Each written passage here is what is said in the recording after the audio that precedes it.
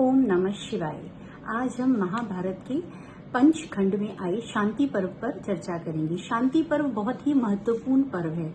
जब युद्ध के बाद युधिष्ठिर जी को इस बात का पता चला कि कर्ण उनका भाई था, तो विचलित होकर उन्होंने अपने आप को दोषी मानते हुए राजा बनने से मना कर दिया कि मैं राजन नहीं ग्रहण करूंगा और मैं संन्यास व्रत धारण करूंगा। तब उन्हें समझाने के लिए कृष्ण भगवान, वेदव्यास, सभी ऋषिगण, उनके चारों भाई और द्रौपदी आदि ने उनको बहुत सी कथाओं के माध्यम से गृहस्थ जीवन के महत्व के बारे में बताया। अंत में श्री कृष्ण जी उनको शरशैया पे लेटे हुए भीष्म पितामह जी के पास ले गए, जिन्होंने उनको उनके हर प्रश्न का उत्तर दिया। उन्हें गृहस्थ धर्म, अनुशासन धर्म, राजधर्म आदि विषय के बारे में बताया। यह ज्ञानवर्धक बातें सभी वर्णों के लिए, सभी कालों में और सभी युगों में बहुत उपयोगी हैं और हमें ध्यान से सुन के इनके अनुसार ही कार्य करना चाहिए। सबसे पहले इसके अध्याय 11 में अर्जुन ने अपने बड़े भैया युधिष्ठिर जी को एक इंद्र और ब्राह्मण कुमारों के बारे में एक कथा सुनाई। एक बार कुछ कुलीन मंदबुद्धि ब्राह्मण बालक अपना घर बार छोड़कर वन में रहने के लिए आ गए। वे यद्यपि वो धनी थे, तथापि अपने माता पिता और भाई बंधुओं को छोड़कर उन्होंने ब्रह्मचर्य व्रत का पालन करने का निश्चय लिया। उनका कल्याण करने के उद्देश्य से इंद्र एक बार स्वर्णमय पक्षी का रूप धारण करके उनके पास आए और बोले, यज्ञशिष्ट भोजन को ग्रहण करने वाले पुरुष श्रेष्ठ हैं, उनका कार्य पवित्र और उत्तम है और जो दूसरों से होना अत्यंत कठिन है। ऋषि बालकों ने सोचा कि यह पक्षी तो हमारी ही प्रशंसा कर रहा है, हम ही विद्याशाली हैं, हम ही बचे हुए विद्याशाली उसे कहते हैं जो सबका भाग देने के बाद बचे हुए अन्न को ग्रहण करता है। तब इंद्र ने कहा, नहीं, तुम विद्याशाली नहीं हो। तो ऋषि बालक बोले कि हम इसे श्रेष्ठ मार्ग समझकर ही इस पर अनुसरण करने चले थे, अब आप ही हमें बताएं। तब इंद्र ने कहा कि चौपायों में गौ श्रेष्ठ है, धातुओं में स्वर्ण श्रेष्ठ है और मनुष्यों में ब्राह्मण प्रधान है, शब्दों में मंत्र सिद्ध है और जहां से सभी कर्म किए जाते हैं वह गृहस्थ आश्रम ही सबसे महान आश्रम है, क्योंकि यही जो है सिद्धि का पुण्यमय क्षेत्र है। क्योंकि कर्मों के अनुष्ठान से ही हमें अभिष्ट सिद्धि की प्राप्ति होती है। हवन के द्वारा हम देवताओं को और स्वाध्याय के द्वारा हम ब्रह्म ऋषियों को, श्राद्ध आदि के द्वारा हम पितरों को उनका भाग समर्पित करके और गुरु की परिचर्या करके हम दुष्कर व्रत करते हैं। मैं तुम्हें इस दुष्कर व्रत को करने के लिए कह रहा हूँ और तुम इस दुष्कर व्रत को करके देवताओं ने भी उत्तम वैभव प्राप्त किया था, तुम भी यही दुष्कर व्रत करो।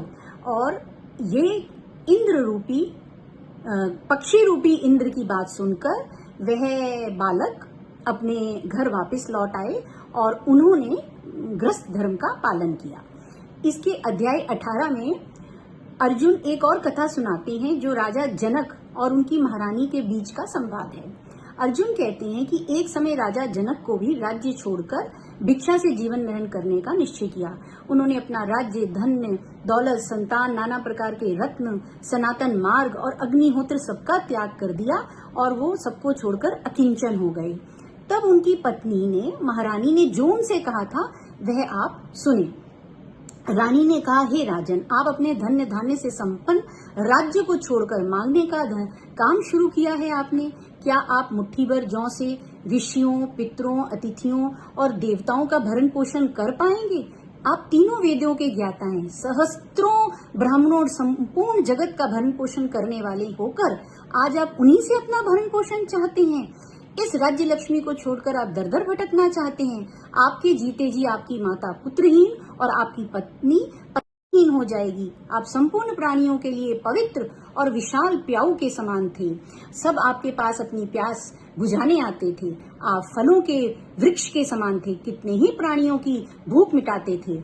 अब आप अपनी भूख प्यास मिटाने के लिए उनका मुंह देखेंगे।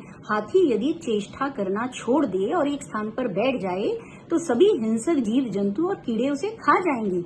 सब कुछ छोड़कर भी आप मुट्ठी भर जौ के लिए यदि दूसरों की कृपा चाहते हैं तो फिर सब कुछ त्यागने का क्या लाभ हुआ? तो राज्य त्यागने की फिर आपको क्या आवश्यकता है? राजन, यदि आप मेरे पे अनुग्रह करें तो इस पृथ्वी का शासन कीजिए। यदि दान करने वाला राजा ना हो तो मोक्ष की प्राप्ति में अभिलाषा रखने वाले साधु सन्यासी क्या करेंगे? हे प्राणीनाथ, जो आसक्ति रहित होकर आसक्त की भांति विचरता है वो सब प्रकार के बंधनों को तोड़ चुका तथा शत्रु और मित्र में जिसका समान भाव है वह सदा ही मुक्त है। यदि हृदय में राग आदि दोष रहे तो ये गेरुए धारण करने से क्या लाभ होगा? जो प्रतिदिन गुरुओं के लिए समिधा उत्तम दक्षिणाओं द्वारा यज्ञादि करता है वह उससे बढ़कर धर्मपरायण कौन होगा? अर्जुन कहते हैं, महाराज, राजा जनक इस जगत में राजा जनक को तत्वज्ञ कहा गया है, किंतु वो भी मोह में पड़ गए थे। रानी के समझाने पर राजा ने सन्यास का विचार त्याग दिया। आप भी इस मोह के वशीभूत न होइए। यदि हम लोग दान में तत्पर रहेंगे, धर्म का अनुसरण करेंगे, दान धर्म में आश्रय लेकर प्रजा का पालन करेंगे तो गुरुजनों और वृद्धजनों की सेवा करेंगे तो हम भी अभिष्ट लोगों को अवश्य प्राप्त कर लेंगे। इसके बाद अध्याय 31 में एक देवस्थान मुनि हैं, उन्होंने भी युधिष्ठिर को समझाते हुए कहा कि एक बार बृहस्पति देव ने इंद्र से जो कहा था उसे तुम सुनो। वह कहते हैं, हे राजन, मनुष्यों में संतोष होना स्वर्ग की प्राप्ति से भी बढ़कर है। संतोष ही सबसे बड़ा सुख है। जैसे कछुआ अपने सब अंगों को समेटकर सिकुड़ लेता है, उसी प्रकार मनुष्य जब अपनी सब कामनाओं को समेट लेता है, सब ओर से समेट लेता है, उस समय तुरंत ज्योति स्वरूप आत्मा अपने अंतःकरण में प्रकाशित हो जाता है। जब मनुष्य किसी से भय नहीं मानता और ना ही किसी प्राणी को उससे भय होता है, जब उसमें वह राग द्वेष को जीत लेता है, तब आत्मा का साक्षात्कार कर लेता है। जब वह मन, वाणी और क्रिया से किसी को द्रोह नहीं करता और न किसी से किसी प्रकार की अभिलाषा ही करता है, तो वह परमात्मा को प्राप्त कर लेता है। आप इसी प्रकार जीते हुए राज्य कीजिए।